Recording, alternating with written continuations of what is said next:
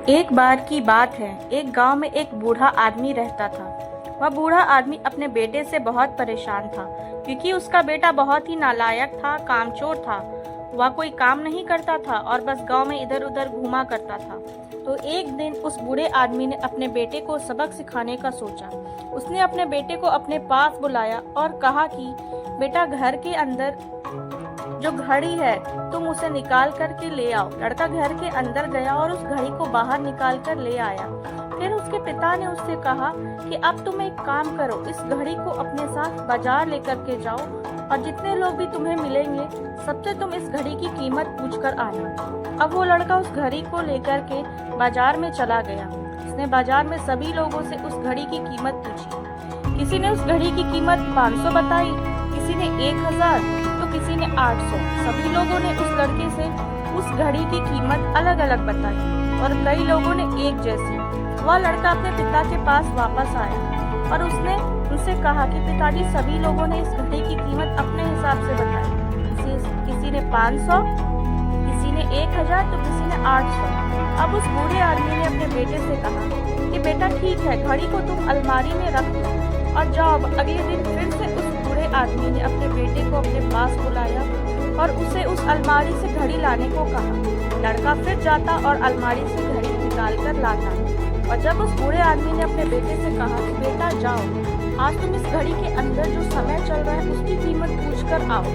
लड़के को समझ नहीं आ रहा था कि उसके पिताजी उससे क्या करवाना चाह रहे हैं। वह दुखी मन से फिर से घड़ी को लेकर बाजार में चला जाता है और सभी लोगों से उस घड़ी के अंदर जो समय चल रहा था उसकी कीमत पूछता।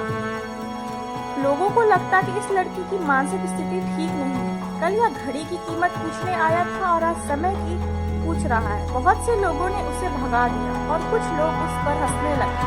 अब लड़का परेशान हो जा रहा है और सोचता है कि क्या मेरे साथ क्या हो रहा है। तभी वो आखिरी वाले बूढ़े आदमी की दुकान पर जाता है।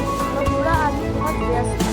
उस लड़के ने एक सवाल सुनकर ही समझ गया कि लड़का उसे क्या पूछना चाह रहा है। उस बूढ़े आदमी ने अपना कुछ समय निकालकर लड़के से कहा, बेटा, यह जो समय है ना, इसकी तुम कीमत पूछ रहे हो, कोई कीमत नहीं लगा सकता। तुम करोड़ों रुपए दे करके भी अपनी जिंदगी का 1 सेकंड वापस नहीं ला सकते। इसलिए इस टाइम का सही उपयोग करो। टाइम की एक अच्छी बात है और एक बुरी बात है। बुरी बात यह है कि टाइम गुजर जाता है और अच्छी बात यह है कि तुम उसे किन चीज़ों में गुजारते हो या तुम्हारे हाथ में होता है। सभी के पास दिन में 24 घंटे होते हैं, अमीर के पास भी और गरीब के पास भी।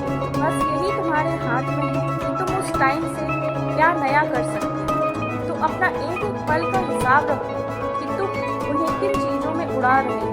उस बूढ़े आदमी की बात सुनकर उस लड़के की आंखें खुल सी गई, मानो उसमें एक बड़ा बदलाव सा आ गया। फिर वह अपने पिताजी के पास उस घड़ी को लेकर गया और उन्हें सारी बात बताई। उस दिन के बाद से उस लड़के की जिंदगी बदल गई।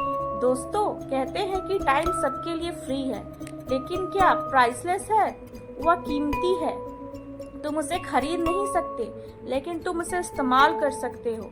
तुम उसे रख नहीं सकते, लेकिन तुम उसे स्पेंड कर सकते हो।